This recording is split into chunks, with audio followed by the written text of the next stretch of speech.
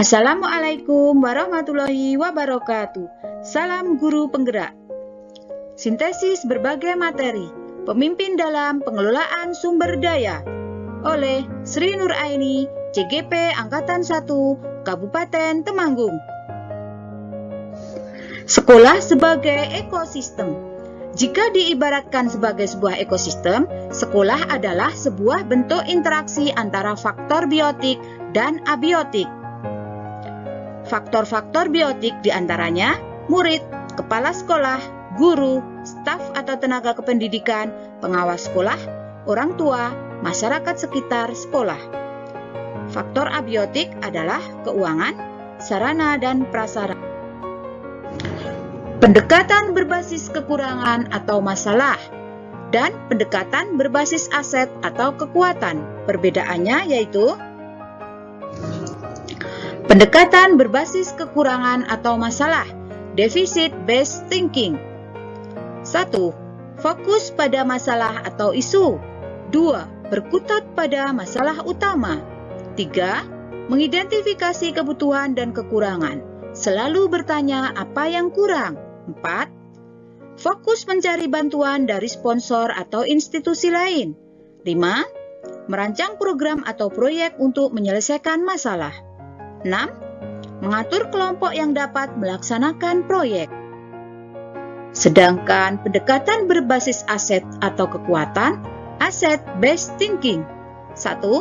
Fokus pada aset dan kekuatan. 2.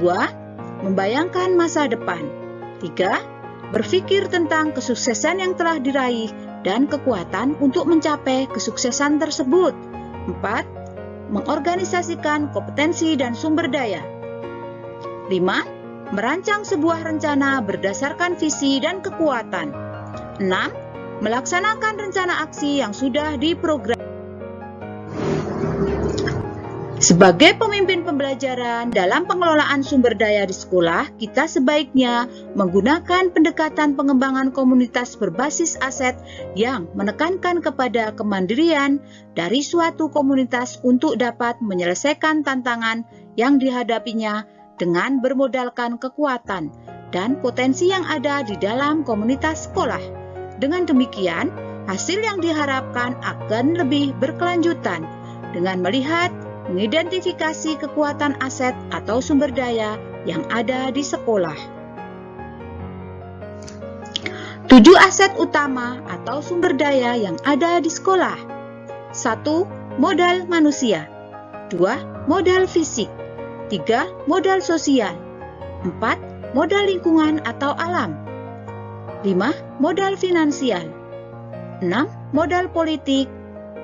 7. Modal agama dan budaya.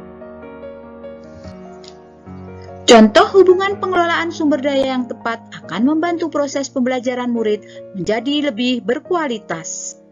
Dengan mengelola sumber daya secara tepat, yaitu dengan pendekatan berbasis aset, kita akan selalu melihat kekuatan atau potensi semua aset atau sumber daya yang dimiliki sekolah, sehingga akan membantu proses pembelajaran murid yang berkualitas. Keterkaitan antara materi yang lain. Menurut KHD, pendidikan adalah menuntun sesuai dengan kodrat anak, yaitu dengan melihat kekuatan atau potensi yang ada pada diri anak. Nilai-nilai yang telah melekat ditumbuhkan lewat proses dan pemaknaan yang positif, memelihara pikiran dan emosi positif untuk mencapai visi sebagai guru penggerak melalui inisiatif perubahan yang berbasis kekuatan atau aset atau potensi, dan diterapkan budaya positif agar dapat menumbuhkan karakter anak yang positif dengan mendorong motivasi intrinsik. Pembelajaran berdiferensiasi dan KSE dilakukan berdasarkan minat anak, kesiapan anak, dan profil belajar, yaitu dengan melihat kekuatan atau potensi yang dimiliki oleh anak dengan melakukan coaching untuk menggali potensi yang ada pada diri murid tersebut.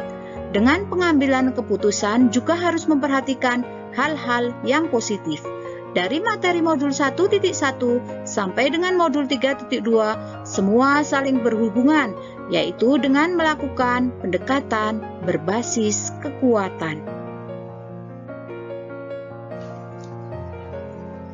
Sebelum mempelajari modul ini, masih terbiasa dengan berpikir berbasis masalah dan belum melakukan pendekatan berbasis aset.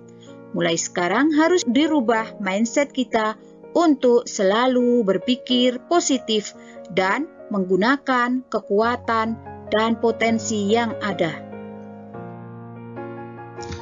Sekian, terima kasih. Wassalamualaikum warahmatullahi wabarakatuh. Salam Guru Penggerak.